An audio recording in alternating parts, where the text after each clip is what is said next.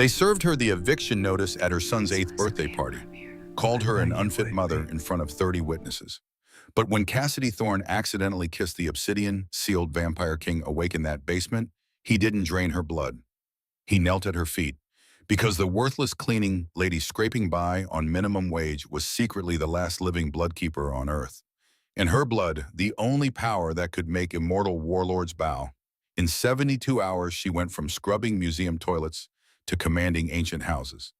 This is how a single mother nobody believed in became the woman nobody could ignore. The chocolate cake was lopsided. Cassidy Thorne knew it.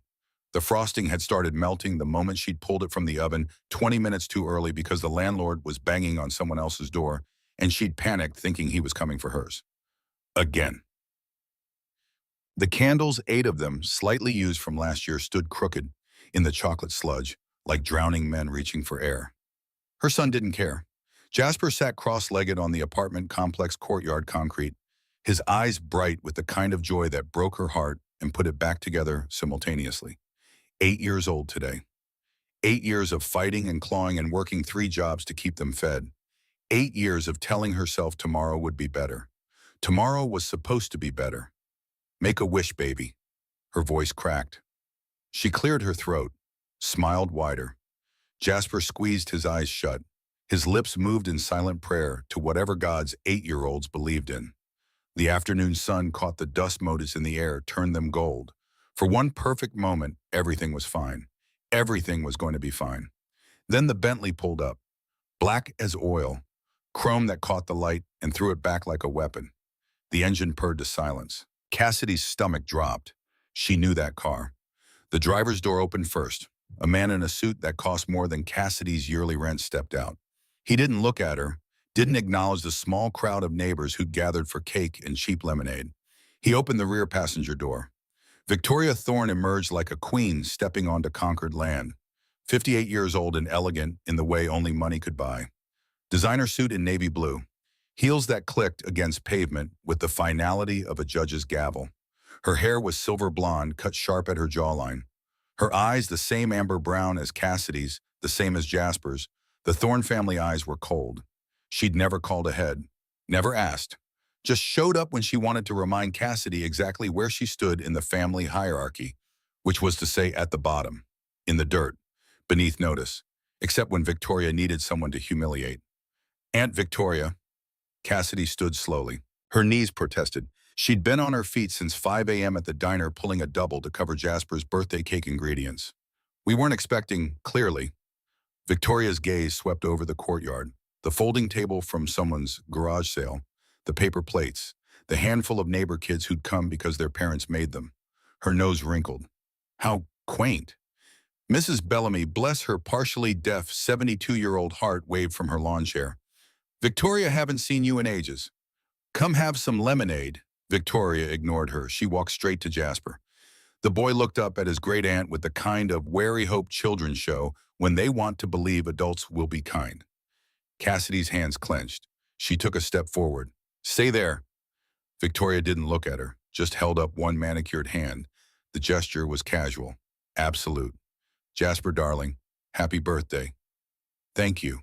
His voice was small. 8 years old. My goodness. You're growing up so fast, Victoria smiled. It didn't reach her eyes. Have you been well, eating properly, getting enough sleep? Yes, ma'am. In school, your teachers are adequate. Jasper glanced at his mother. Cassidy wanted to scoop him up and run, but running from Victoria Thorne never worked. The woman had money, connections, power that extended into corners Cassidy couldn't even see. My teachers are nice, Jasper said carefully. I'm sure they are. Victoria's smile sharpened. She reached into her purse, pulled out a manila envelope. Cassidy, we need to talk. The courtyard had gone quiet. Mrs. Bellamy's lemonade cup paused halfway to her mouth. The neighbor kids sensed blood in the water, the way children always do. Even the mothers who'd been chatting by the fence had stopped mid-sentence. Cassidy took the envelope. Her fingers trembled. She hated that they trembled. Hated that Victoria saw. What is this? Open it. The paper was expensive. Heavy. Official. Cassidy's heart was already racing before she saw the letterhead. Law offices of Morrison and Blake. Her vision tunneled. The words swam. Emergency custody motion. Petition for immediate removal of minor child. Evidence of unfit home environment. You can't. The words stuck in her throat. I can. Victoria's voice carried across the courtyard, loud enough for everyone to hear. I've been documenting your failures for months, Cassidy.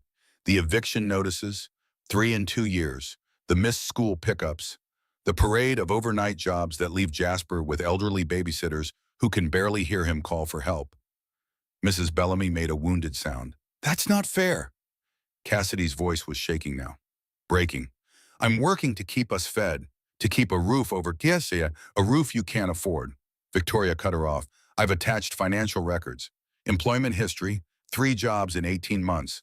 2 of them let you go for chronic lateness. The third pays minimum wage. The mothers by the fence whispered to each other. Cassidy saw their faces. The pity. Worse, the agreement.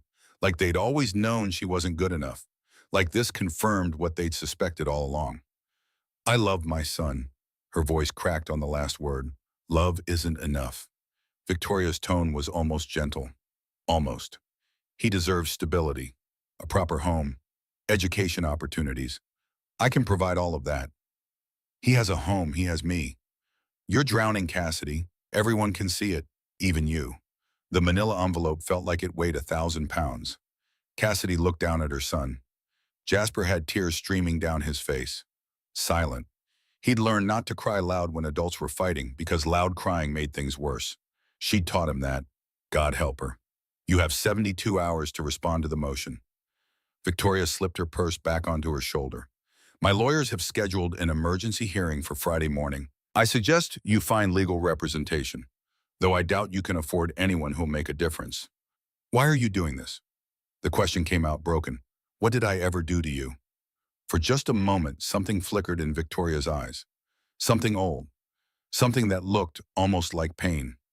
Then it was gone, replaced by that same cold elegance. I'm saving that boy from repeating your mistakes. She turned, started walking back to her car. Happy birthday, Jasper. The Bentley door closed with a soft, expensive click. The engine purred to life, and then she was gone. Silence crashed over the courtyard like a wave. Cassidy stood there, envelope in hand, while 30 pairs of eyes bored into her back, judging, weighing, finding her wanting. Mom. Jasper's voice was so small. She dropped to her knees, pulled him into her arms. He was shaking, or maybe she was shaking. Hard to tell where her body ended and his began. Hard to breathe past the thing in her chest that felt like glass breaking. It's okay, baby. The lie tasted like ashes. It's going to be okay. Is Aunt Victoria going to take me away? No, she said it fierce, said it like she believed it. Never, you hear me, never. But the envelope was still in her hand, and Friday was 3 days away, and she didn't have money for a lawyer, didn't have money for rent, didn't have anything except this boy and the love that wouldn't be enough. Not according to Victoria, not according to the law, not according to the mothers who were already gathering their children and making excuses to leave. The birthday cake sat forgotten on the folding table. The candles had burned down to nothing. The chocolate had melted completely now, sliding off the edges like dark tears. Jasper never did make his wish. The phone call came at 9 p.m.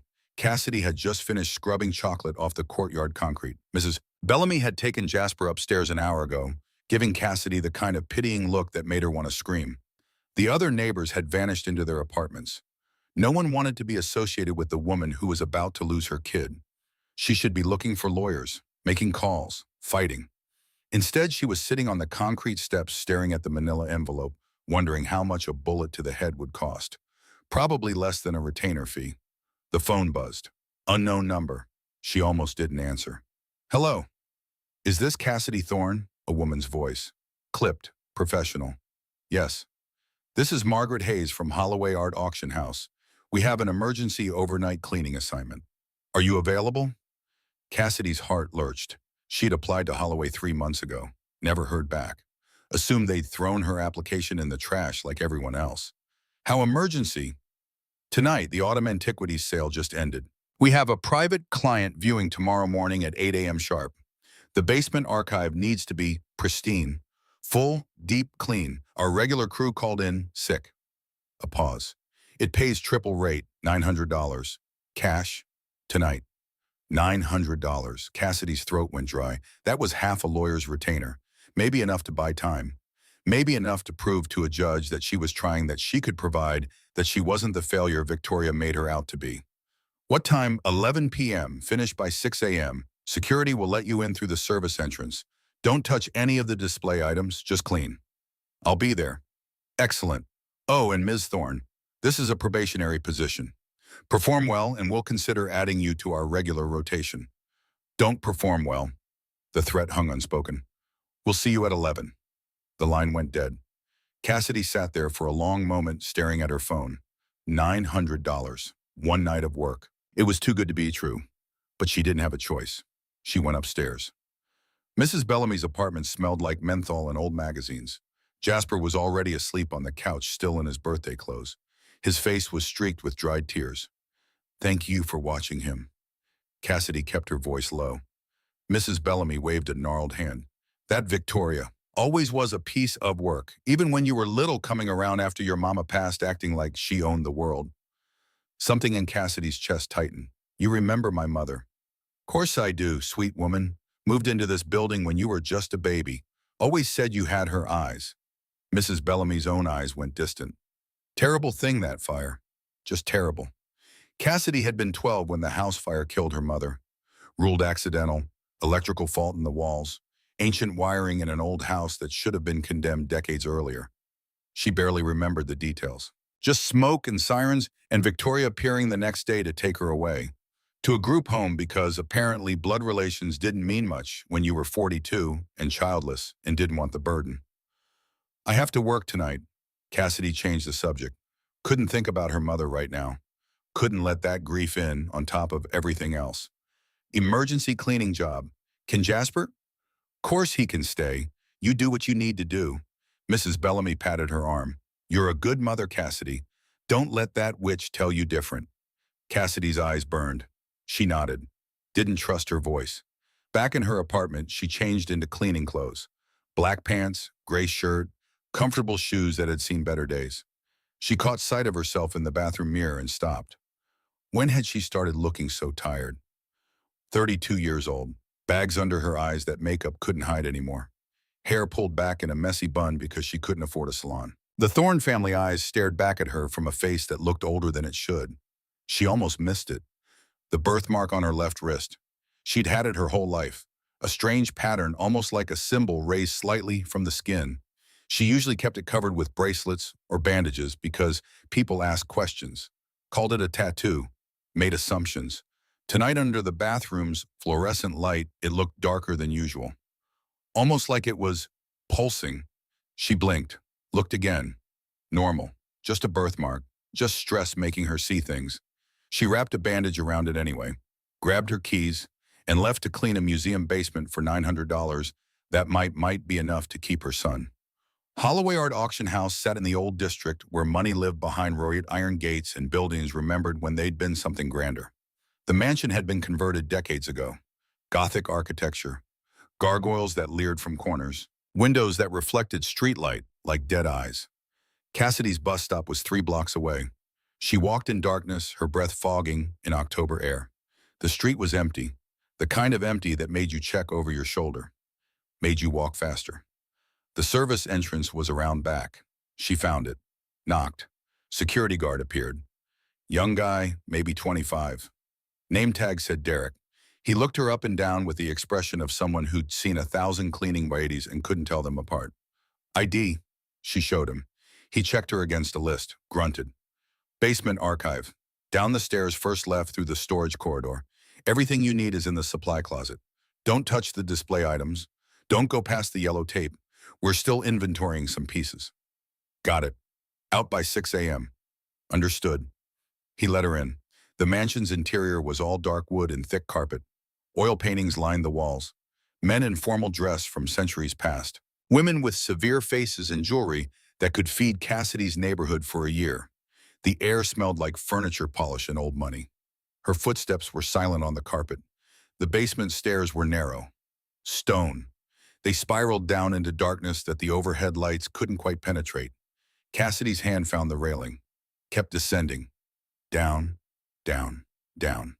The temperature dropped with each step. At the bottom, a corridor stretched before her. Concrete floor, exposed pipes along the ceiling. The walls were lined with wooden crates and metal shelving units holding artifacts wrapped in plastic. A sign read, Autumn Antiquities Collection. Viewing room ahead. Yellow police tape blocked the viewing room entrance. To the left, a door marked Archive. Authorized personnel only. That was her destination. Cassidy found the supply closet. Industrial cleaning supplies. Mop, bucket, disinfectant that smelled like it could strip paint. She loaded up, pushed through the archive door, and stopped. The room was massive, vaulted ceiling that disappeared into shadow. Row after row of shelving units holding everything. Pottery, weapons, books bound in leather that looked like it might have been human. Glass cases displaying jewelry that gleamed even in the dim light. And at the very back, almost hidden behind a collapsed display curtain, sat an obsidian sarcophagus. It was beautiful. Black stone so pure it seemed to swallow light. About 7 feet long, 3 feet wide.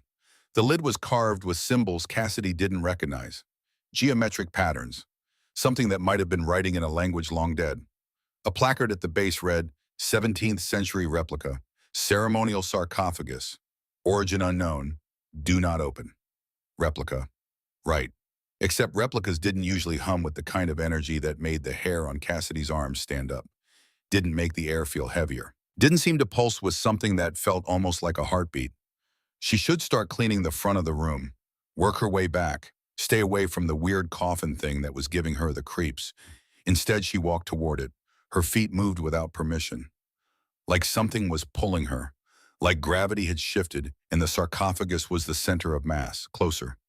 The symbols on the lid seemed to writhe in the low light. Trick of shadow, had to be, closer. She could see scratches now, deep gouges in the obsidian surface, like something inside had tried to claw its way out. Closer. She was standing right next to it now.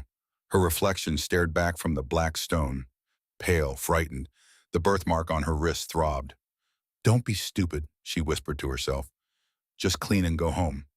But her hand was already reaching out, touching the surface. The obsidian was cold. Not stone cold, ice cold. The kind of cold that burned. She jerked her hand back, but not before she felt it. The pulse, something alive in there. Something waiting. Jesus. She stumbled backward, hit a shelf. A display vase wobbled. She caught it, set it down with shaking hands. Get it together. She grabbed cleaning supplies, started at the far end of the room, dusted shelves, mopped floors, tried not to look at the sarcophagus, tried not to feel its weight in the room like an extra presence.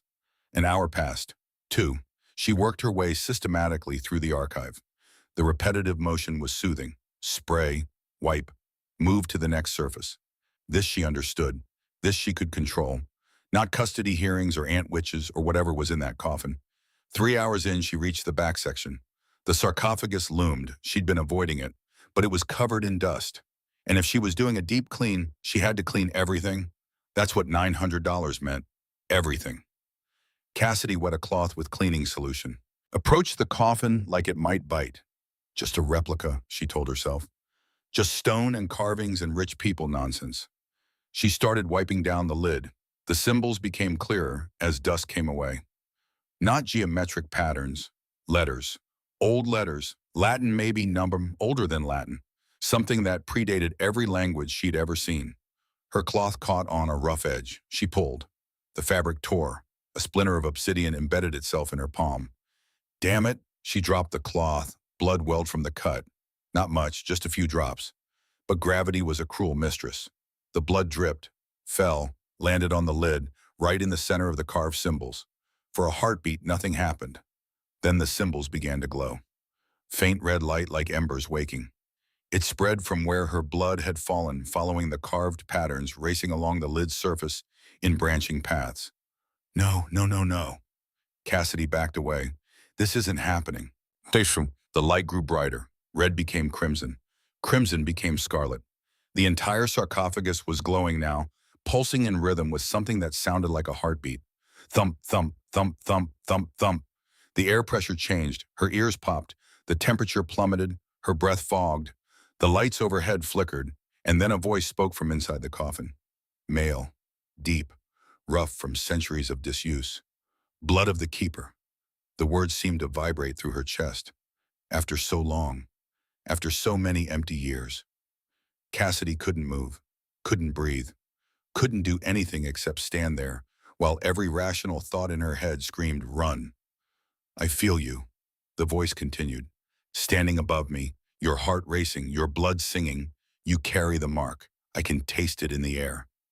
The birthmark on her wrist was burning now, not glowing like the symbols, burning, like someone had pressed a hot coal against her skin. She looked down. The bandage had dissolved, just gone, and the birthmark, the strange pattern she'd had her whole life, was moving, shifting, reforming itself into something that matched the symbols on the coffin lid. "Speak my name, Bloodkeeper." The voice was commanding now, desperate. "Speak it and break the seal. 347 years I've waited in this darkness. 347 years listening to my own thoughts. Don't leave me here, please." That last word, please, so much agony in it, so much loneliness. Cassidy had heard that tone before. In her own voice when she'd begged Victoria to reconsider, when she'd pleaded with landlords for one more week, when she'd prayed to a God who never answered. The voice of someone with nothing left to lose. She should run, should call security, should do literally anything except what she was about to do. But her mouth opened anyway. "I don't know your name." Silence. Then a sound that might have been laughter. Bitter. Harsh. "Look at the basekeeper." My captors thought they were being clever. They wrote it where only someone standing close could see. A final cruelty. So close to freedom. So impossibly far. Cassidy's legs moved. She knelt by the sarcophagus base, squinted in the dim red light. There, carved in letters so small she almost missed them. "Kieran Ashford, Sovereign of the Vale." "Kieran Ashford," she whispered. The sarcophagus exploded. Not violently, not with force. It simply shattered. One moment solid obsidian, the next 1,000 pieces of black glass suspended in the air like frozen rain. Light poured through the gaps. Red, gold, silver. Colors that shouldn't exist flooded the archive. The pieces of coffin hung there for a heartbeat. Two. Then they fell like midnight snow. And standing in the center of the destruction was a man. He was tall, easily 6'3", pale skin that had never seen sunlight, black hair that fell past his shoulders in waves. He wore clothes from another era, leather pants, a shirt that might have been silk once now tattered. His feet were bare, but it was his eyes that stopped Cassidy's heart. Silver, pure metallic silver glowing faintly in the archive darkness, and they were staring right at her. "You're real." His voice was different now, not echoing from the coffin, just a man's voice. Rough, surprised. "I thought I dreamed you." Cassidy opened her mouth. Nothing came out. He took a step forward, unsteady, like a newborn learning to walk, or someone who hadn't moved in 3.5 centuries. "You freed me." Another step. Glass crunched under his bare feet. He didn't seem to notice. "Why? I—" Her voice came out as a squeak. She tried again. "I didn't mean to. I was just cleaning. I'm a cleaner. I clean things." There was dust and my hand slipped, and he was in front of her before she could finish the sentence. Impossibly fast. One moment 10 feet away, the next right there. Close enough she could see the individual silver threads in his irises. Could smell him. Stone and cold and something else. Something old. His hand shot out, grabbed her wrist, the one with the birthmark. His fingers were ice cold. He turned her wrist over, stared at the symbol burned into her skin. Impossible. The word came out strangled. "The Bloodkeeper line, they're extinct. We made sure. We hunted every last one and—" He stopped, looked up at her face. "Who are you, Cassidy?" The name came out automatically. Cassidy Thorne. Thorne. He repeated it like a prayer, like a curse. His grip on her wrist tightened, not painful but firm, unbreakable.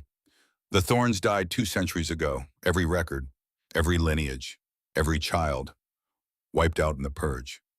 "I don't know what you're talking about." She tried to pull away. His grip didn't budge. "I'm just a cleaning lady. I don't know about blood keepers or purges or your mark." He cut her off. "How long have you had it?" "All my life. It's a birthmark. My mother had one too on her shoulder." She said.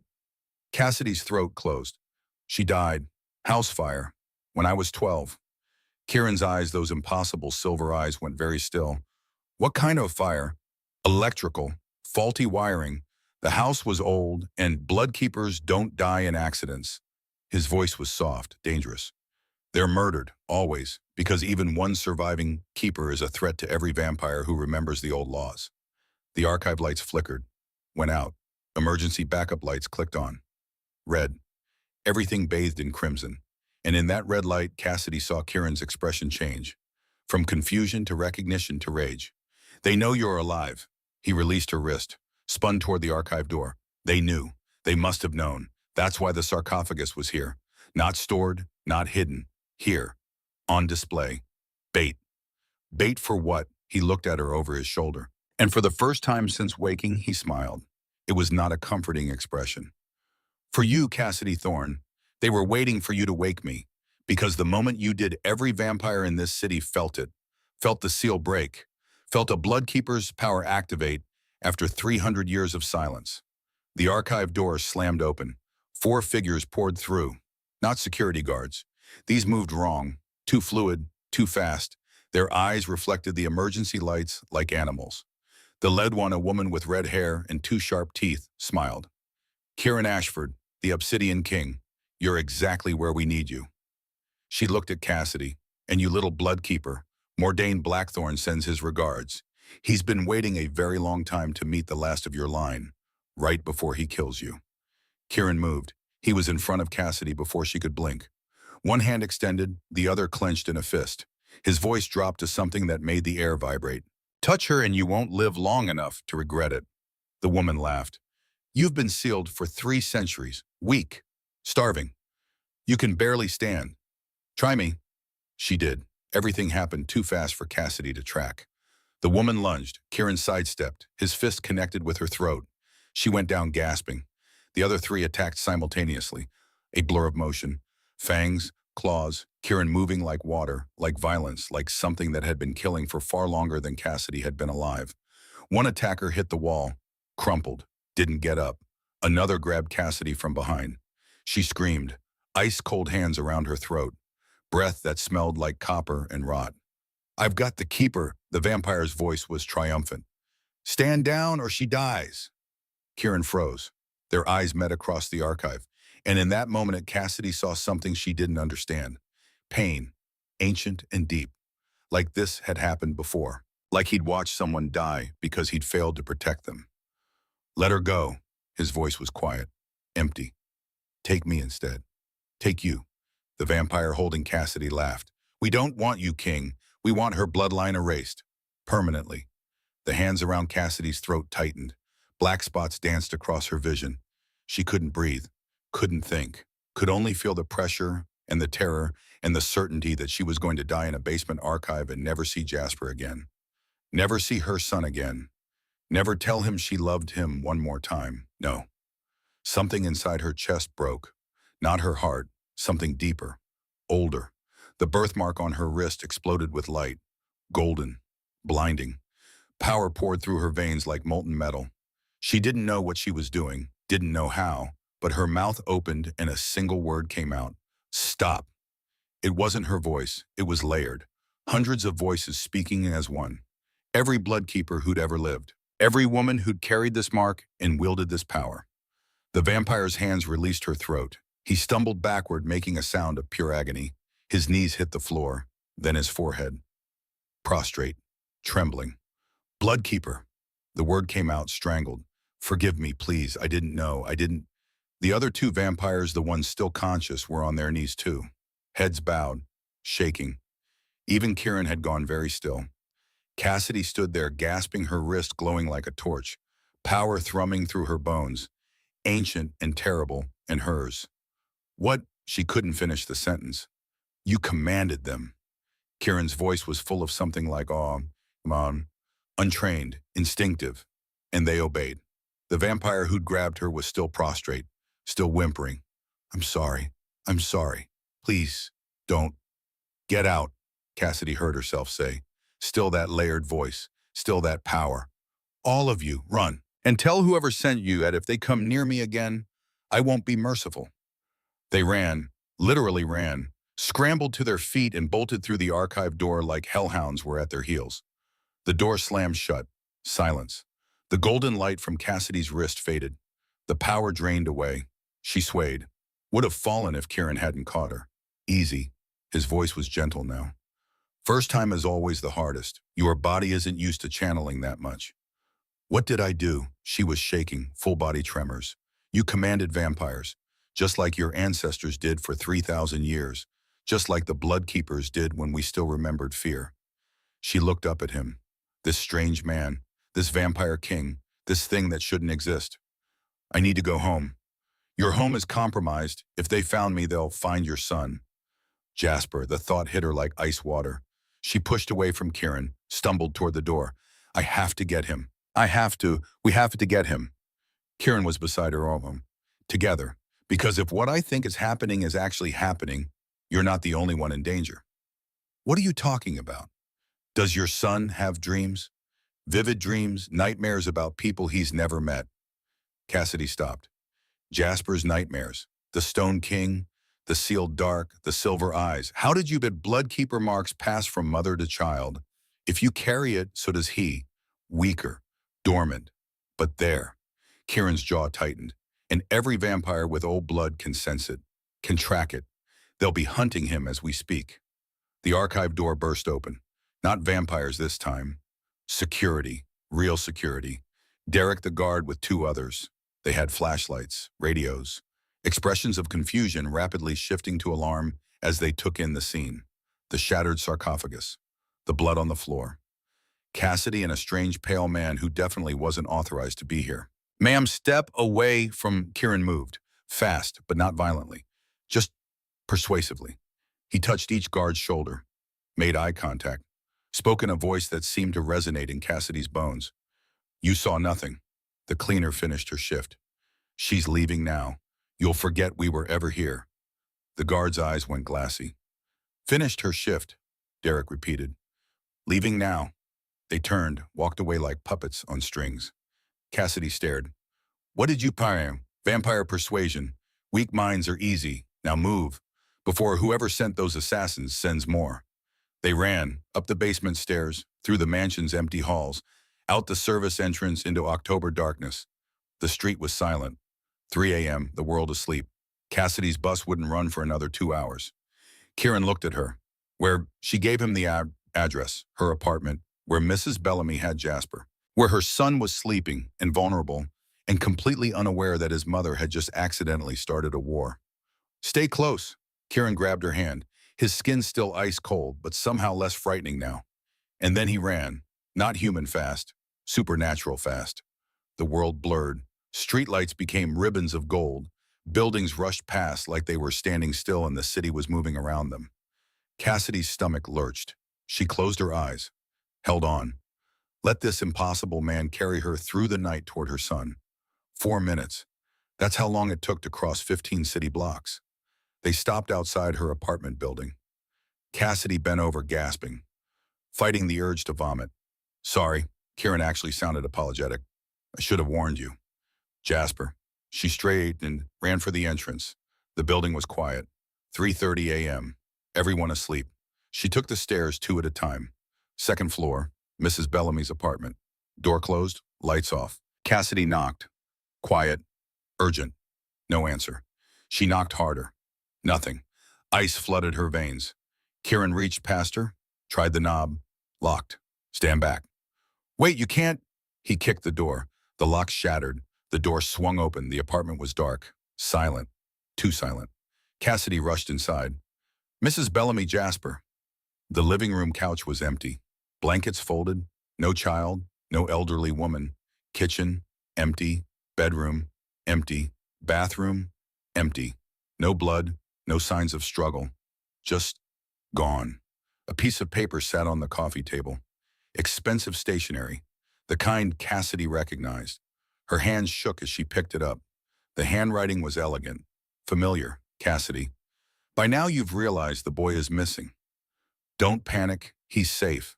With me. Where he belongs. I know what you've awakened. I know what you are. My mother told me the family secret before she died. About the mark. About the power.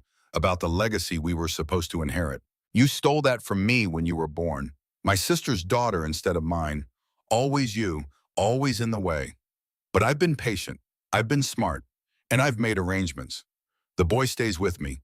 You surrender any claim to him. Sign the custody papers. Walk away, or I hand him to people who'll use that mark he carries for things far worse than a custody dispute. You have until midnight tonight. Bellcrest Manor. Come alone. Don't make the same mistakes your mother did. Victoria, the paper slipped from Cassidy's fingers. Jasper was gone. Her son was gone. Victoria had taken him.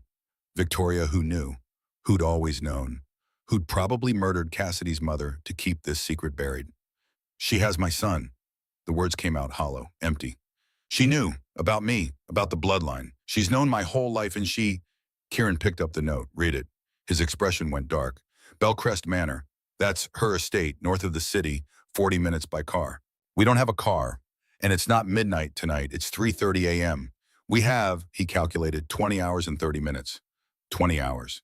To get her son back. To face her aunt. To somehow survive whatever trap Victoria had planned. Cassidy sank onto Mrs. Bellamy's couch. Her legs wouldn't hold her anymore. All the adrenaline, all the terror, all of it draining away and leaving her hollow. I can't do this. Her voice broke. I'm a cleaning lady. I don't know how to fight vampires. I don't know how to use this power. I can't. Cassidy. Kieran knelt in front of her. His silver eyes caught the light from the hallway. Look at me. She did. 24 hours ago I was in a coffin, dead to the world, no hope of ever waking. You freed me, untrained, unprepared, just a woman trying to clean a floor. And you broke a seal that was supposed to last forever. That was an accident. No, his voice was firm. That was power recognizing its vessel. You are a blood keeper, the last one, the only one. And that boy they took, he's your son, your blood, your legacy. He stood, offered his hand. You said you can't do this. I'm telling you, you already are.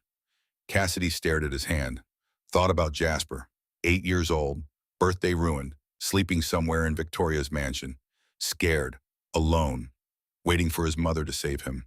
She took Kieran's hand, let him pull her to her feet. What do? We find allies, we learn what your aunt is planning, and then, his smile was sharp, dangerous. We go to war. The veil existed between heartbeats. That's what Kieran told her as they walked through the old subway tunnel, between one breath and the next, between sleeping and waking, between the world humans knew and the world they'd forgotten. Cassidy didn't understand, didn't care. Her mind was a broken record playing the same 3 words. Jasper is gone. Jasper is gone. Jasper is gone. Here. Kieran stopped at a section of wall that looked like every other section. Graffiti, water damage, the accumulated grime of decades. He placed his palm flat against the concrete. His birthmark, she could see it now, silver lines spiraling up his forearm, began to glow. The wall rippled, like water, like a curtain caught in wind. Step through, he offered his hand, and whatever you do, don't let go. She took his hand. His skin was still ice cold, still impossibly smooth, still very much not human. They stepped into the ripple. Reality folded. Cassidy's stomach lurched. The tunnel disappeared. Darkness rushed in from all sides. Not the absence of light, something older, deeper. The kind of dark that existed before the first star ignited. And then light. They stumbled onto flagstone. Real stone, ancient stone. The kind quarried from mountains that didn't exist anymore. Cassidy looked up, her breath caught. They were standing in a castle. Not a ruin, not a museum piece. An actual castle, frozen in perpetual twilight. Vaulted ceilings stretched overhead, lost in shadow. Torches burned in iron sconces, real fire, not electric, casting everything in amber and gold. Tapestries hung on walls depicting battles between creatures with too many teeth and humans with glowing marks on their skin. Blood keepers and vampires. War rendered in silk and gold thread. Welcome to the Vale, Kieran's voice echoed in the massive hall. What remains of the old kingdom? She couldn't find words. Helped her pocket dimension, created 3,000 years ago when blood keepers and vampires first formed the Covenant. A place between worlds where both could meet, neutral ground. His expression darkened. Or it was before the purge. Footsteps echoed from a corridor to their left. Multiple people. Moving fast. Kieran tensed. Positioned himself between Cassidy and the sound. 7 figures emerged from shadow. Not human. Cassidy knew that immediately. They moved wrong. Too fluid. too precise. Their eyes caught the torchlight and reflected it back like cats. Vampires. The lead figure was a woman, tall, maybe 6 feet, skin the color of dark amber, hair in dozens of braids that fell past her waist. She wore leather armor that looked both ancient and maintained. A sword hung at her hip, her eyes deep brown with threads of gold fixed on Kieran, then widened. Impossible. Her voice was low, musical. Kieran Ashford, the Obsidian King, the sealed sovereign. She dropped to one knee. Your Majesty. The others followed. A ripple of motion. 7 vampires kneeling before a man who'd been sealed in a coffin for 347 years. Rowan. Kieran's voice was warm, familiar. You're still alive.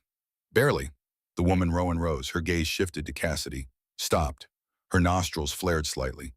And you brought a bloodkeeper. Here. To the veil. The other vampires stirred, nervous energy in the way they shifted. Hands moving toward her weapons. She freed me. Kieran didn't move. She's under my protection. Protection. A second vampire spoke. Male. Older looking, though Cassidy was learning that meant nothing with these creatures. White hair, beard, eyes like winter ice. A bloodkeeper under vampire protection. The world truly has turned strange. Dorian, Kieran nodded to the man, is the conclave still convened? What's left of it? 7 houses, down from 23. Dorian's gaze remained fixed on Cassidy, and you want to bring her before them, a living bloodkeeper. Let them see for themselves. Kieran started forward. The vampires parted for him, with the bloodkeeper standing right there. He was still holding Cassidy's hand. She let him pull her forward. Through corridors lined with more tapestries, past rooms that held artifacts she couldn't name. Everything ancient, everything preserved, everything waiting. They entered a chamber that took her breath, circular, massive. The ceiling was a dome of stained glass showing constellations that didn't match Earth's sky.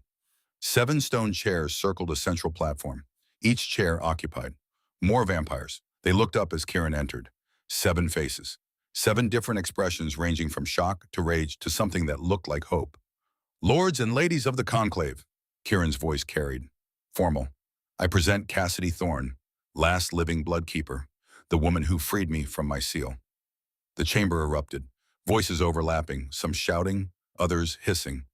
One vampire, a woman with white blonde hair and a face like carved ice, stood so fast her chair scraped stone.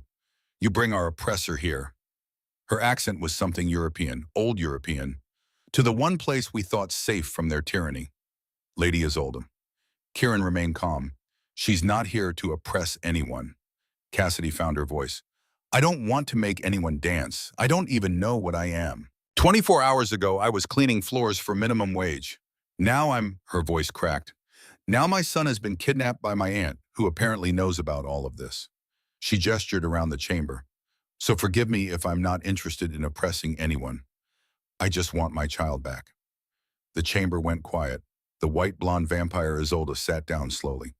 Your child, 8 years old, his name is Jasper. He has nightmares about... Cassidy looked at Kieran. About you, apparently. About a stone king and silver eyes in darkness. He carries the mark. It wasn't a question. On his shoulder. Weaker than mine, but yes. Isolde's expression shifted. Not quite softening, but less hostile. How long has he had the dreams? Years, since he was 4. I thought they were just nightmares. I didn't... Emotion choked her. I didn't know they were real. Bloodkeeper marks activate in stages. This from Dorian. First the dreams, connection to vampire consciousness, then the physical manifestation. Then if the carrier lives long enough, the power itself. My son is 8 years old, Cassidy's voice went hard. He shouldn't have to worry about any of this. And yet he does. Another vampire leaned forward, dark skin, gold eyes. Because you exist. Because you carry that mark. And now every vampire faction knows it. Lord Kane, Kieran's voice held warning. Choose your next words carefully. Silence fell. Then Isolde spoke again. The boy's existence changes everything. If he truly carries pure bloodline... She trailed off, looked at Cassidy. Your aunt, Victoria Thorne. What resources does she have? Cassidy's throat was dry. She owns Thorne Industries, fashion empire, worth maybe 300 million. She has connections, politicians, CEOs. And she knows about Bloodkeeper vaults. Dorian stroked his beard. That's what she wants. Old weapons, sealed in vaults that only Bloodkeeper power can open. What kind of things? The kind that could wipe out entire vampire populations. Isolde's voice was flat. Or entire human populations, depending on who wielded them. Cassidy's stomach dropped. Jasper is 8. He can barely tie his shoes. He can't open ancient vaults. Not yet, Rowan moved closer. But the mark activates in stages. Stress accelerates the process. Fear, pain.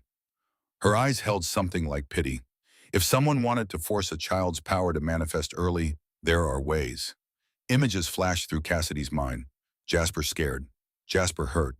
Jasper screaming for his mother, while Victoria did unspeakable things to activate a power he shouldn't have for years. She was going to be sick. We have to get him.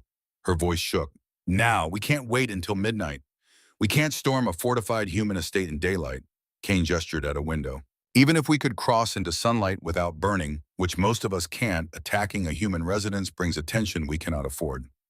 So we wait, Cassidy heard herself getting louder. We sit here in your castle between worlds while my son...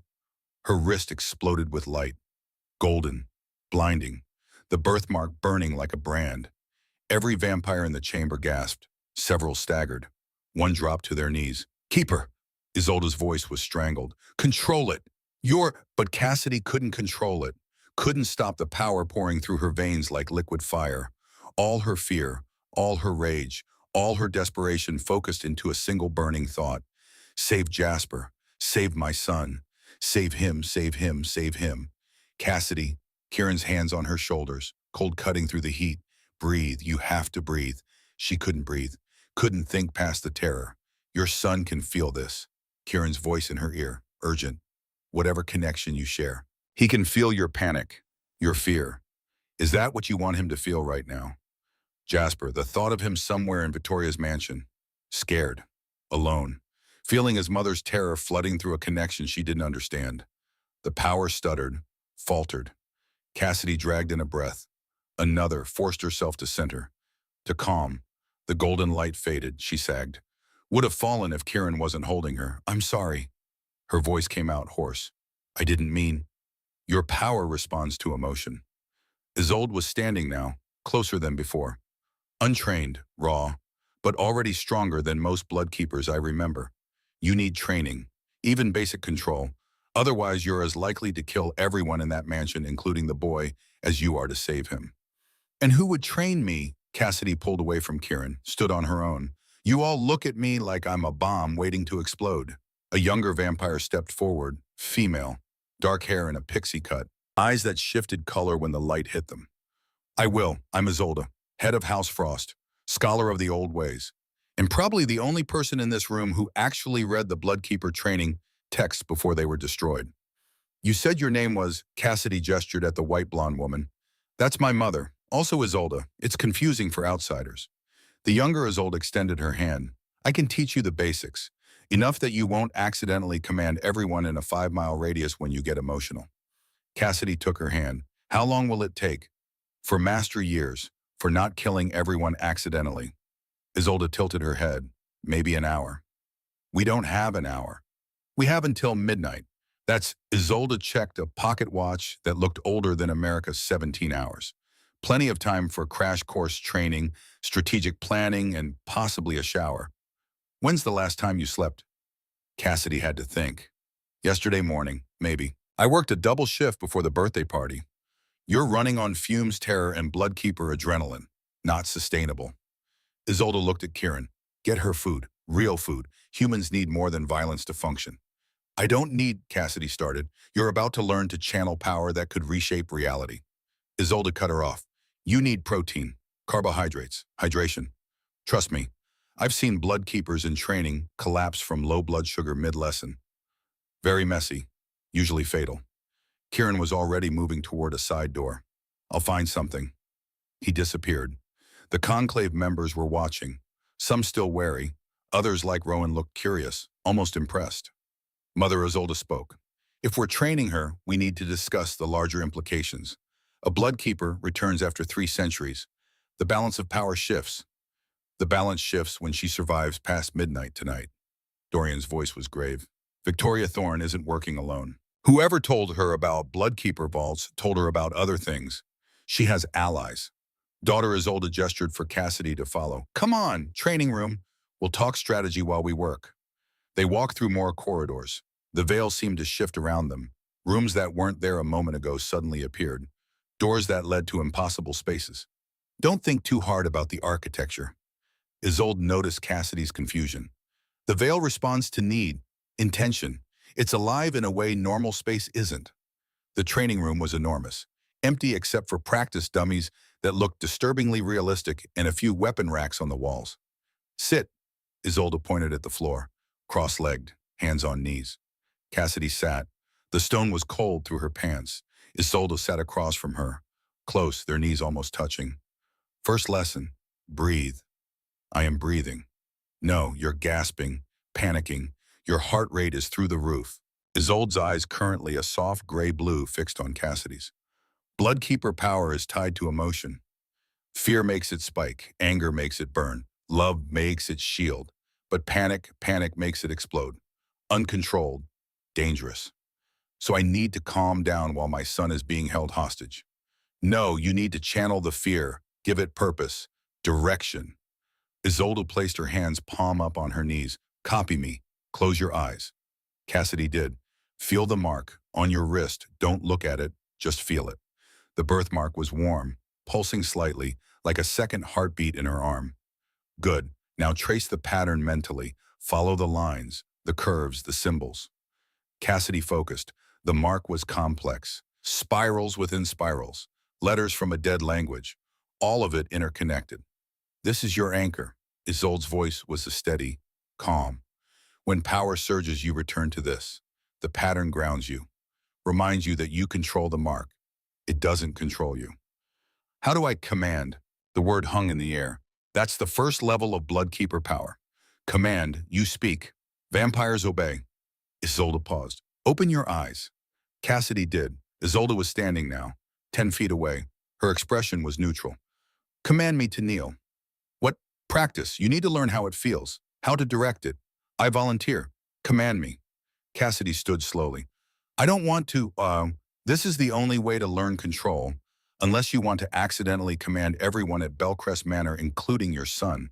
Isolde's voice was matter of fact. Now, focus on the mark, feel the power there, and speak with intention. Command me. Kneel. Cassidy looked at her wrist.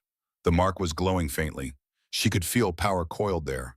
Waiting, thought about Jasper, about saving him, about being strong enough to face what was coming. Kneel. Her voice didn't change, didn't echo like before, just her normal voice. Nothing special. Isolde remained standing, raised an eyebrow. You have to mean it. Believe it. The mark responds to will. Cassidy tried again. Kneel. Still nothing. Isolde sighed. You're being too polite, too hesitant. Bloodkeepers don't ask. They command. Try anger.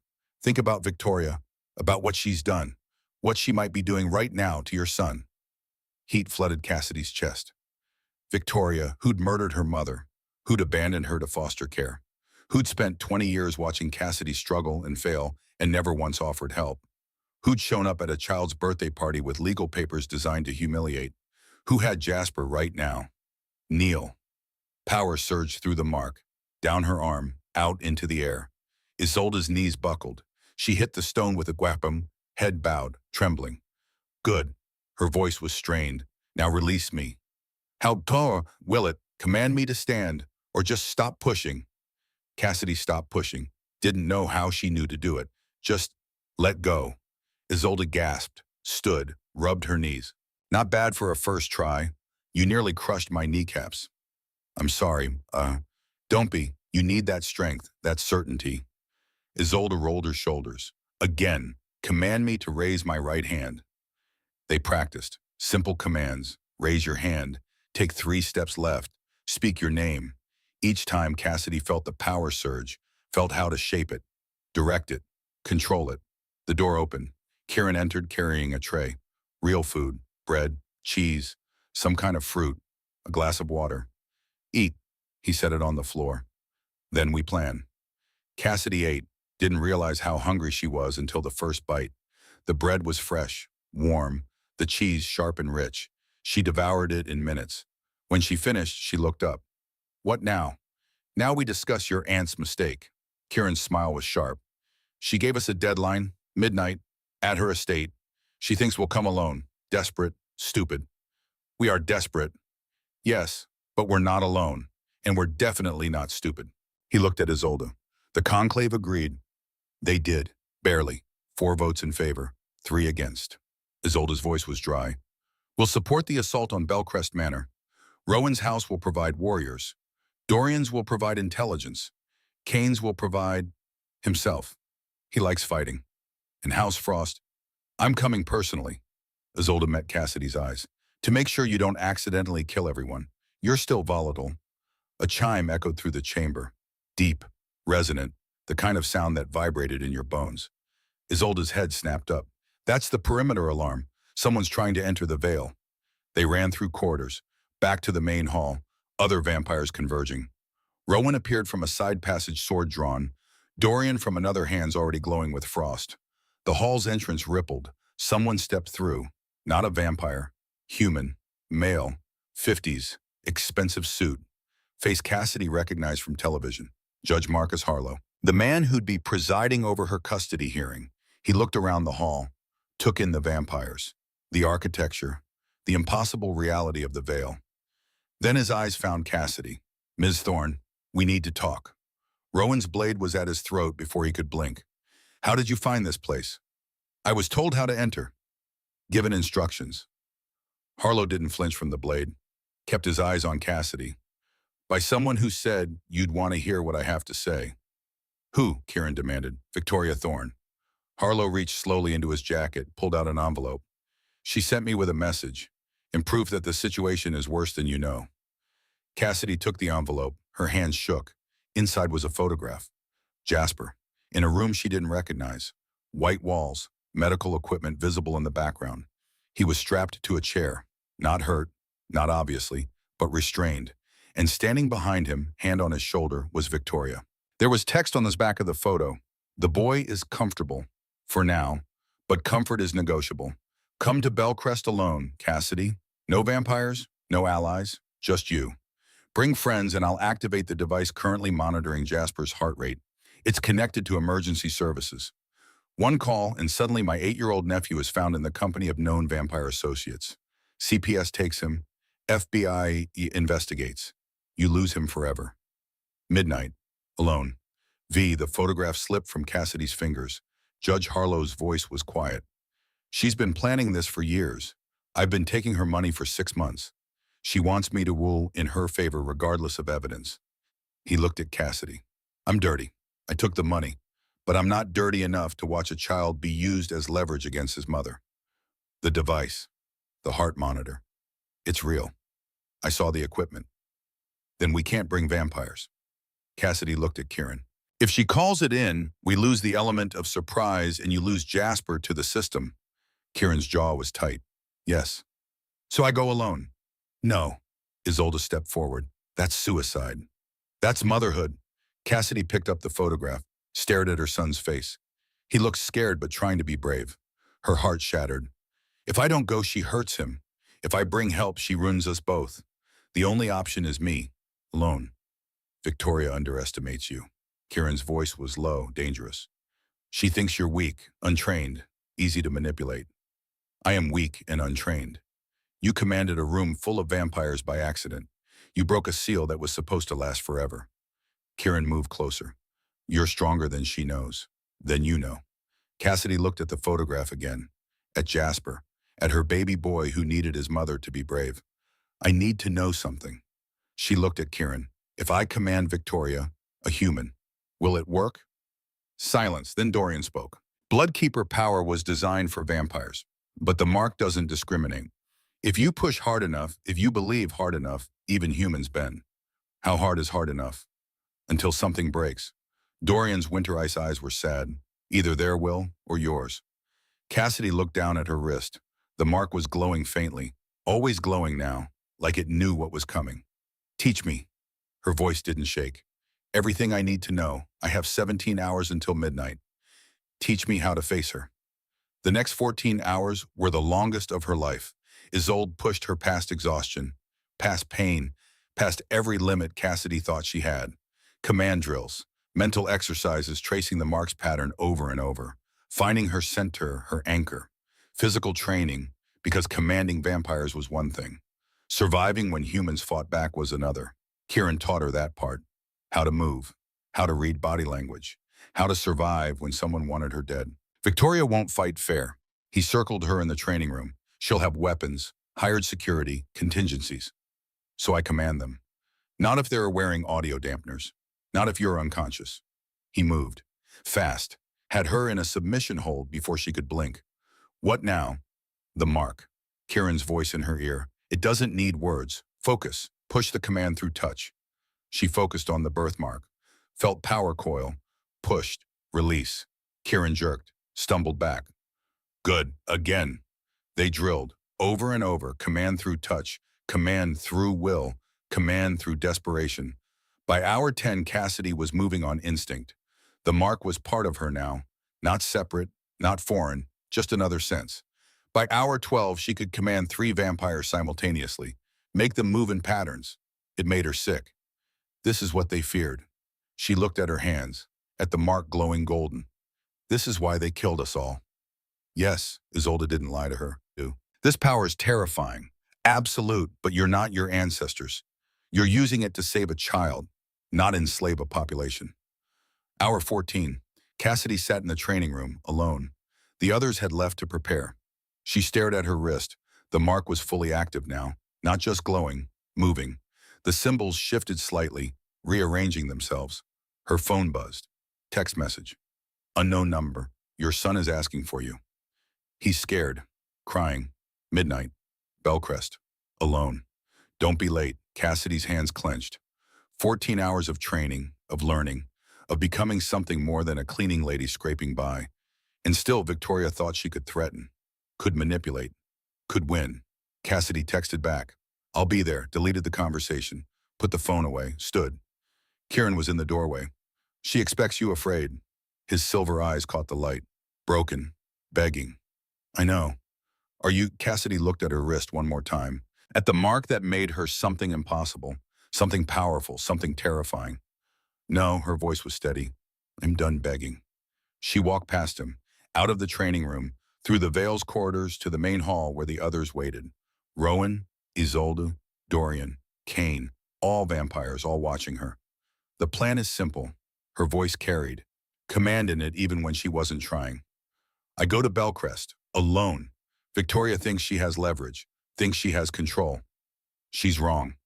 And us, Rowan's hand rested on her sword. You wait outside the perimeter. Don't attack unless I signal. Don't come close enough to trigger her alert. Cassidy looked at each of them. But if I call, if I need you, you come fast. How will we know? Kane asked. Cassidy raised her wrist. The mark blazed golden, so bright it cast shadows. You'll know. She let the light fade. We leave at 11. Kieran remained after the others dispersed. You've changed. His voice was quiet. I had to. Your son is lucky. To have a mother willing to become something terrifying to save him. I'd become anything for Jasper. She looked at Kieran. Why are you doing this? You barely know us. Because 347 years ago, I failed to protect someone I cared about. A bloodkeeper named Alara. She died because I hesitated. His jaw tightened. I won't fail again. Cassidy's chest ached. I'm sorry. Don't use it. Kieran met her eyes. Use my failure to fuel your success. Save your son. Be what Alara and I couldn't. I'm not trying to change the world. I'm just trying to get my kid back. Sometimes they're the same thing. The clock in the hall chimed. 11 p.m. Time to go. Cassidy walked to the rippling wall, the exit from the Vale. Behind her, vampires gathered, an army in the shadows, waiting for her signal. She stepped through. Reality folded. The subway tunnel materialized around her, cold, dark, empty. Kieran appeared beside her, silent as shadow. We'll be watching. He handed her an earpiece. Rowan and the others will position around the estate if you need us. I know. She put the earpiece in, tested it, heard Rowan's voice confirm position. Don't die. Kieran's voice was rough. Not planning on it. Cassidy started walking toward the street, toward the car Dorian had procured, toward Bellcrest Manor and her son and the aunt who'd underestimated her. Behind her, Kieran whispered something. She almost didn't hear it. Make them fear you, Bloodkeeper, the way they feared your ancestors. Make them remember why they should never threaten your child. Cassidy smiled, got in the car, and drove toward midnight. Bellcrest Manor sat on 20 acres of manicured darkness. Cassidy killed the headlights 2 miles out. Let the car coast the final distance on momentum and prayer. The estate rose from groomed lawns like something from another century. 3 stories of stone and glass. Wings that spread east and west like arms preparing to embrace or crush. She'd been here once, years ago, right after Jasper was born. Victoria had invited her for Christmas, given her a guest room in the servants' wing. Made sure Cassidy understood exactly where she belonged. Cassidy had left after 2 days. Swore she'd never come back. Promises were easy to break when your child was inside. The earpiece crackled. Rowan's voice. I count 12 security personnel, 6 at the perimeter, 4 roaming the grounds, 2 at the east entrance where you're expected. Armed, Cassidy's voice was steady. Strange how calm she felt, like the last 16 hours had burned away everything except purpose. Visible sidearms, likely more concealed. They're professionals. A pause. I can eliminate them quietly. No, if even one doesn't check in, Victoria triggers the alert. I need them alive and stupid. Stupid is manageable. Kieran's voice now. You remember the plan. Get inside. Find Jasper. Get out. Try not to die. I was hoping for more detail. I'm improvising. Cassidy parked the car a quarter-mile from the estate, hidden behind a maintenance shed. She checked her reflection in the rearview mirror. Still her face. Still the same tired eyes. But something was different now. The birthmark on her wrist glowed faintly even through the bandage she'd rewrapped. Gold light seeping through fabric. She could feel power coiled there. Waiting. Patient. She was done being patient. Cassidy got out of the car. Walked toward the mansion. Security lights clicked on as she approached. Motion sensors. She kept walking. Didn't hide. Didn't run. She was expected. The 2 guards at the east entrance straightened as she came into view. Professional. Alert. Cassidy Thorne, the first guard, was male, 40s, military bearing. That's me. ID, please. She showed her driver's license. The guard checked it against a tablet, nodded. Ms. Thorne is expecting you. This way. They flanked her, not touching, not threatening, but close enough that running would be stupid, not that she planned to run. They walked through the east entrance, into a foyer that cost more than Cassidy would earn in 10 lifetimes. Marble floors, crystal chandelier, art on the walls that belonged in museums. Arms out, please, she complied. Let them wander for weapons, for electronics. They found her phone, took it. You'll get this back when you leave. If she left. The words hung unspoken. They missed the earpiece, too small, too well hidden. Follow me. Up a curved staircase, down a hallway lined with family portraits. Thorns going back 6 generations, all of them looking severe, judgmental. Cassidy's mother wasn't among them, had been erased from the family tree the moment she died. The guard stopped at a door, heavy oak, brass handle. Ms. Thorne will see you now. He opened the door, gestured for her to enter. Cassidy stepped into the study and saw her son. Jasper sat in a leather chair by the fireplace, not restrained, not obviously hurt, but his eyes were red from crying, his hands clenched in his lap. He looked so small in that massive chair, so fragile. Mom. He started to stand. Stay seated, darling. Victoria's voice came from the shadows near the window. Your mother and I are going to have a conversation first. Victoria stepped into the firelight. She'd changed since the birthday party. Traded the designer suit for something more comfortable. Silk blouse, tailored pants, hair still perfect, makeup still flawless. Like she was hosting a dinner party instead of holding a child hostage. Cassidy, thank you for being punctual. Victoria smiled. I wasn't sure you would come. You have my son. I have my nephew. There's a difference. Victoria moved to a sideboard, poured 2 glasses of whiskey. Drink. I want Jasper. Then I leave. We have things to discuss first. Victoria held out a glass. Please sit. Let's be civilized about this. Cassidy didn't move, didn't take the drink, kept her eyes on Jasper. He was trembling, trying to be brave. Her heart shattered and rebuilt itself in the same breath. I'm not here to be civilized. No, Victoria set both glasses on the desk. Then why are you here? You could have brought your vampire friends, could have stormed the gates. She tilted her head. But you didn't. You came alone, unarmed, exactly as I asked. Why, Pa? Because you threatened my son. And you love him, more than your pride, more than your power, more than your life. Well, Victoria's smile sharpened. That's what makes you weak, Cassidy. Love. It's always been your weakness. In the earpiece, Kieran's voice was tight. Wait the word, and I breached the house. Cassidy didn't respond, couldn't without Victoria noticing. I know what you are. Victoria walked closer.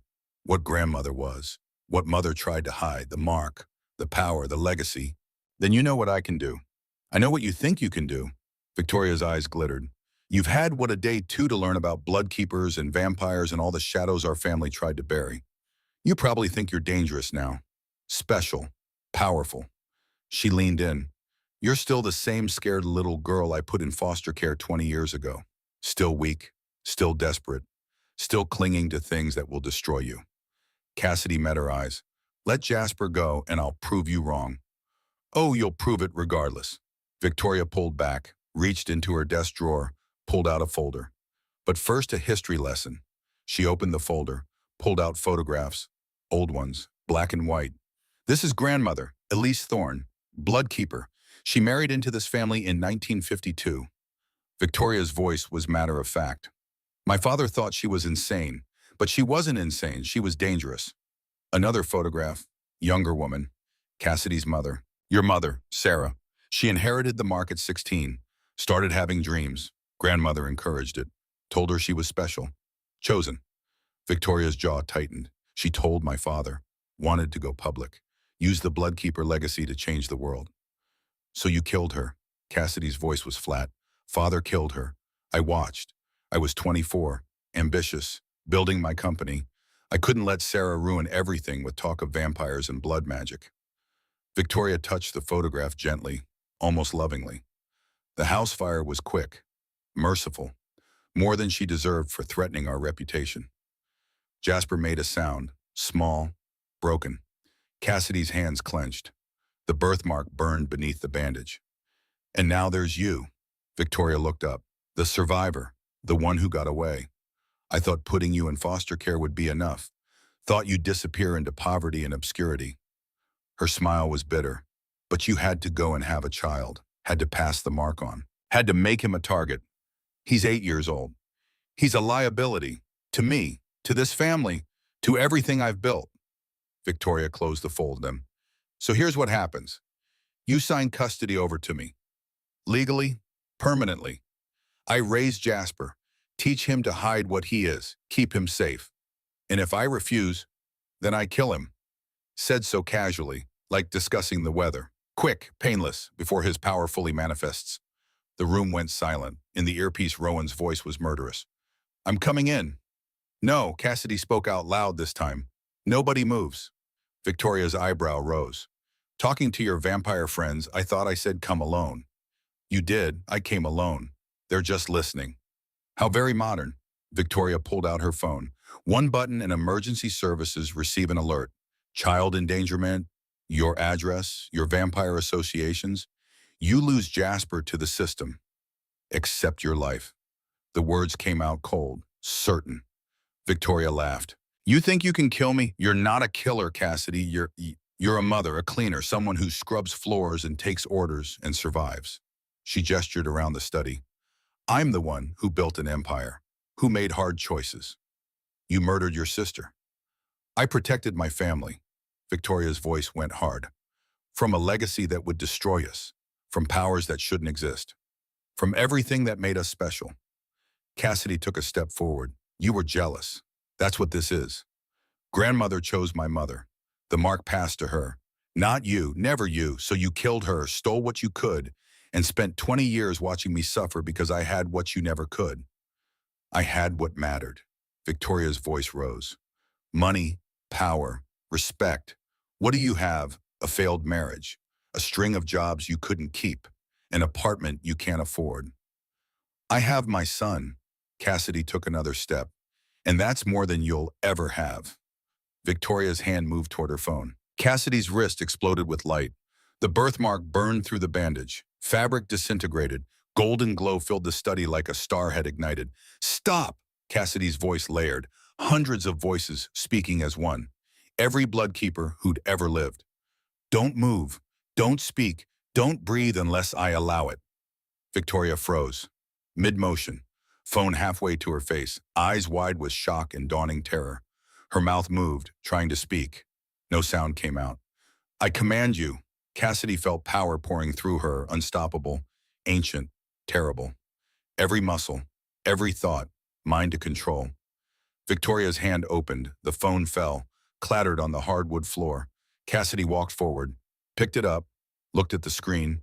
Emergency contact ready to dial. One button. She deleted it. "You were wrong about me." She met Victoria's eyes, saw fear there. Real fear. "I'm not weak, I'm not desperate, and I'm definitely not the scared little girl you abandoned." She turned to Jasper, released the command enough for him to move. "Come here, baby." Jasper ran to her, crashed into her arms, sobbing. She held him, felt his heart racing against her chest. "I've got you," she whispered into his hair. "You're safe now, I promise." She said, his voice broke. "She said you wouldn't come, that you'd choose the vampires over me." "Never." Cassidy pulled back enough to see his face, cupped his cheeks. "Nothing in this world matters more than you. Nothing." Behind them, Victoria still stood frozen, trapped in Cassidy's command, unable to move, unable to speak. Only her eyes could move, and they were full of rage. The study door burst open. 6 guards poured in, weapons drawn, trained on Cassidy and Jasper. "Ms. Thorne," the lead guard looked confused. "We heard, 'I'm fine,'" Victoria's voice, but wrong, strained, like speaking through concrete. "Stand down." The guards lowered their weapons slightly. Cassidy realized what was happening. Victoria was fighting the command, forcing words through sheer will. She was strong, not strong enough. "Put down your weapons." Cassidy's command crashed over the room like a wave. "Walk out. Forget you were here." 5 guards immediately complied, eyes glazing. They set down their guns, walked out. The 6th, the lead guard, hesitated. His hand trembled, sweat beaded on his forehead. "I know what you said." His voice was strained. "I can feel it, like hooks in my brain." He looked at Victoria. "But I've been with Ms. Thorne for 12 years. She pays well, treats my family well. I won't." He collapsed, knees hitting the floor, gasping. "Too strong." Blood dripped from his nose.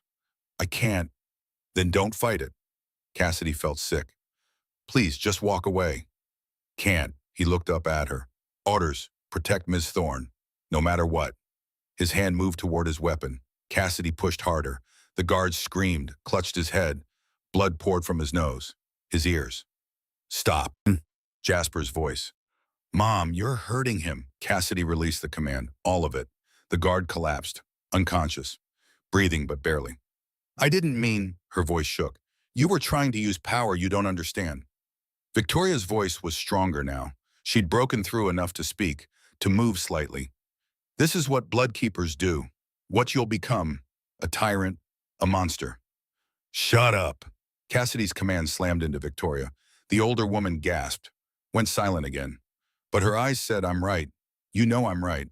Cassidy looked at her hands, at the birthmark glowing gold, at the power that could break minds and bend wills, at what she was becoming. "We need to leave," Kieran's voice in the earpiece, urgent. "Victoria's security system just sent an alert. Police are coming. ET, 8 minutes." 8 minutes. Cassidy looked at Victoria, still frozen, still trapped. She could command her to confess everything, make her walk to the police and admit to murder, to conspiracy, but that was slavery. That was what started the purge. "Mom," Jasper's hand in hers. "What do we do?" Cassidy took a breath, released Victoria completely. The older woman stumbled, caught herself on the desk, rubbed her throat. "You could have killed me." Her voice was hoarse. "Yes." "Why didn't you?" "Because I'm not you." Cassidy pulled Jasper toward the door. "I'm not a murderer. I'm not a monster. I'm just a mother who wants her son safe." "The police are coming." Victoria straightened, smoothed her blouse, even now, still maintaining composure. "You'll be arrested, questioned. They'll find out about the vampires, about your powers. They'll take Jasper anyway." "Let them try." Cassidy opened the study door, stepped into the hallway, and stopped. Because someone was standing there. Not a guard, not police, a woman. Translucent, glowing faintly, wearing clothes from the 1980s. Mom. The word came out broken. Sarah Thorne smiled. Hello, baby girl. Jasper gasped. Is that your grandmother? Cassidy couldn't move, couldn't breathe. You're dead. You died 20 years ago. I died. Sarah's voice was distant, echoing. But Bloodkeeper don't leave. Not completely. Not when there's unfinished business. She looked past Cassidy, at Victoria. Hello, sister. Victoria had gone white. No, you're not real. You're a hallucination. Dead because you and father killed me. Sarah's expression was not angry, just sad. I know, Victoria. I've always known. Then why? Victoria's voice cracked. Why didn't you haunt me? Because I'm not here for you. Sarah turned back to Cassidy. I'm here for her, for my daughter, to give her what I couldn't in life. What's that? The truth. Sarah's form shifted, became more solid. And evidence. She gestured. The air rippled. Images appeared, floating in the hallway. A younger Victoria, standing in a dark room. Need the Bloodkeeper vaults opened. The weapons inside could change everything. And the child. Collateral damage. He's 8. We'll force the manifestation. Use his power, then dispose of him. More images, more conversations. Years of planning, conspiracy. Victoria working with humans who feared vampires. With organizations that wanted Bloodkeeper power.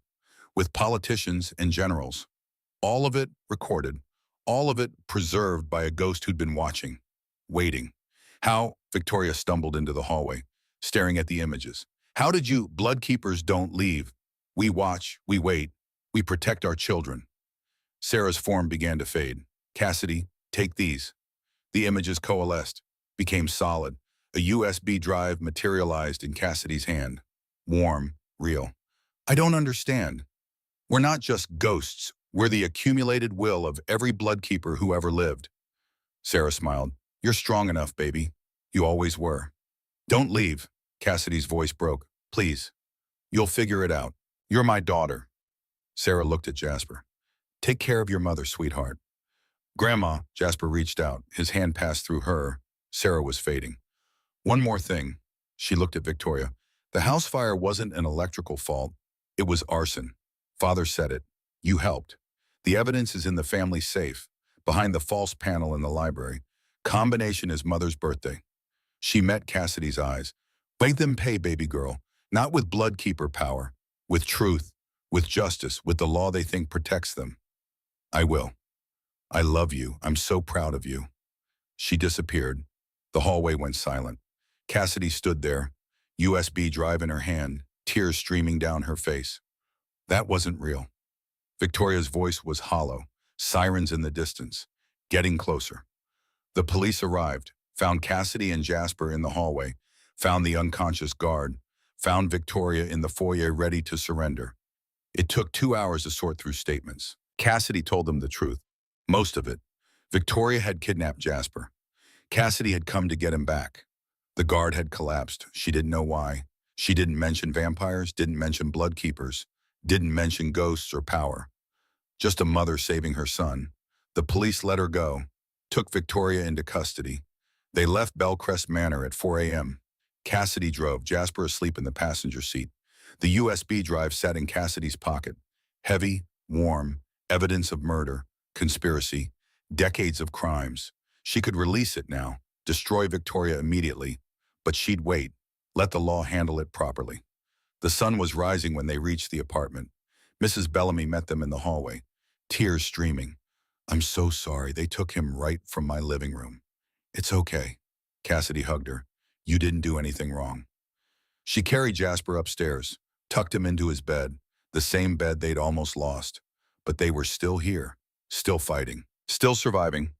Cassidy sat on the edge of his bed, watched him sleep, her son, her world.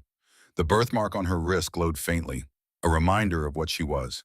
But looking at Jasper, she didn't feel like a Bloodkeeper. She just felt like a mom. And maybe that was enough. 1 week later, Victoria held a televised press conference from jail. Cassidy watched from her apartment. Jasper beside her, Kieran in the shadows by the window. Victoria sat composed, elegant, even in prison clothes. My name is Victoria Thorne, and I'm here to confess to murder, conspiracy, and kidnapping. She laid it all out. The arson that killed Sarah, the decades of cover-up, the conspiracy with anti-vampire organizations, the kidnapping of Jasper. The media erupted. By evening, Victoria's empire was in ruins. Federal investigators arrested 12 co-conspirators, politicians, generals, corporate executives. The scandal of the decade. Cassidy called it justice. The custody hearing was the following Friday. Judge Harlow had been removed, replaced by Judge Martinez. Victoria's lawyers didn't show. Their client was in federal custody facing multiple life sentences. Cassidy sat alone, couldn't afford a lawyer, didn't need one. Judge Martinez reviewed the case, read Victoria's confession, looked at evidence of Cassidy's struggles. Ms. Thorne, the judge looked at her. You've been through hell. Yes, Your Honor. Your living situation was unstable, your income insufficient. Judge Martinez set down the papers. Under normal circumstances, I'd have serious concerns. However, these are not normal circumstances. Your aunt just confessed to murdering your mother and attempting to kidnap your son. She smiled slightly. And you literally walked into a hostile situation alone to save your child. That takes courage. I'd do it again. I believe you would. Judge Martinez signed a document. Custody remains with you, full and permanent. Furthermore, I'm ordering the Thorne family estate to establish a trust fund for Jasper's education and welfare. Compensation for the trauma. Your Honor, Cassidy's voice broke. Thank you. Take care of that boy. I will, I promise. Then we're done here. The judge banged her gavel. Case closed. Cassidy walked out, Jasper waiting in the hallway with Mrs. Bellamy. She scooped him up. We won. We won. He burst into tears, happy tears, relief tears. They'd won, not through bloodkeeper power, not through vampire alliances, through stubborn maternal love and refusing to give up. They'd won, 6 months later. The apartment was different now, not the location. Same building, same unit, same creaky floors. But it felt different. The eviction notices had stopped. The trust fund paid for rent, for food, for all the things that used to keep Cassidy awake at night. She'd quit 2 of her 3 jobs, kept the office cleaning one because it gave her health insurance. She wasn't desperate anymore, wasn't drowning. Jasper had started therapy, twice a week. He was doing better, sleeping better, smiling more. The nightmares hadn't stopped completely, but they'd changed. Now when he dreamed of the Stone King, it wasn't scary, just strange. The vampire world had changed too. Victoria's confession had exposed more than just her crimes. She'd mentioned vampire organizations, proof that the supernatural existed. The government had to acknowledge it. After months of negotiation led by Kieran and the conclave with Cassidy as mediator, a treaty was signed. Vampires got protected status, legal recognition, rights. In exchange, they policed their own, worked with human authorities. It wasn't perfect. There were protests, violence, people who refused to accept it. But it was a start. Tonight was quiet, though. No interviews, no meetings, no vampire politics, just dinner, normal dinner, spaghetti with jarred sauce. Jasper at the table doing homework. Mrs. Bellamy had joined them.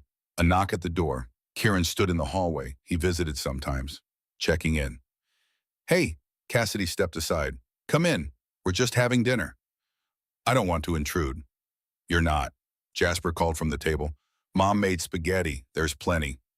Kieran smiled, stepped inside. They ate together, talked about normal things, Jasper's school, Mrs. Bellamy's garden, the weather, not about vampires, not about blood keepers, not about politics, just normal conversation.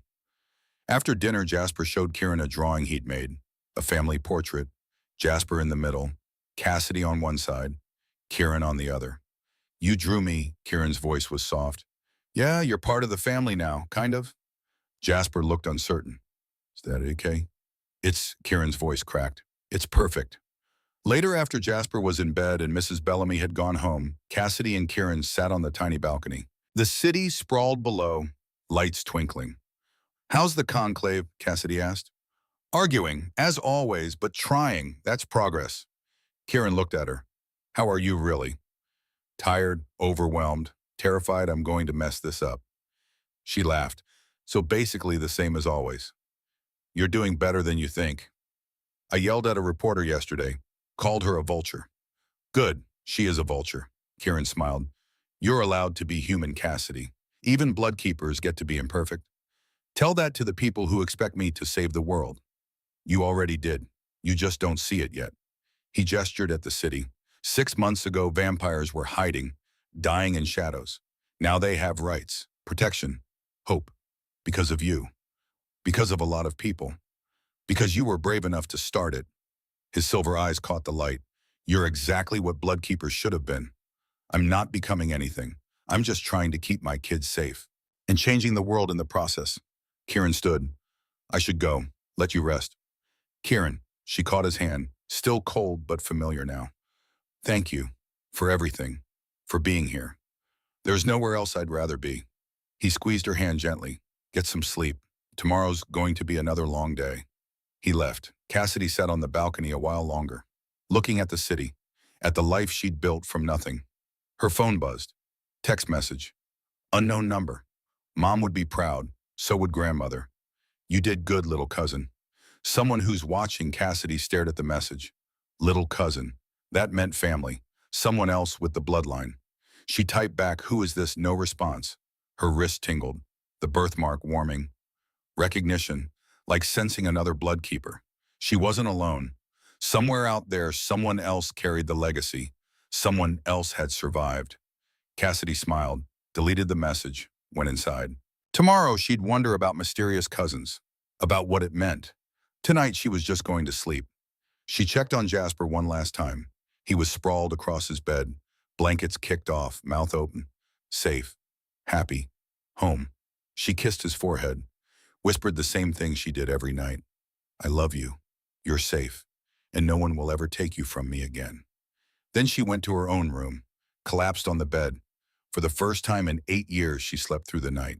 No nightmares, no panic, no waking up at 3 a.m. worried about bills or evictions. Just sleep. Deep, peaceful, dreamless.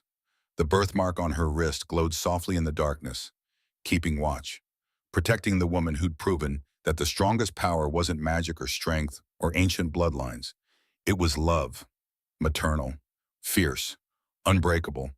Love that could face monsters and move mountains and change entire worlds. Love that had saved a child and rewritten history and given hope to everyone who'd ever been called weak. Cassidy Thorne slept, and for the first time in forever, the last bloodkeeper dreamed of morning.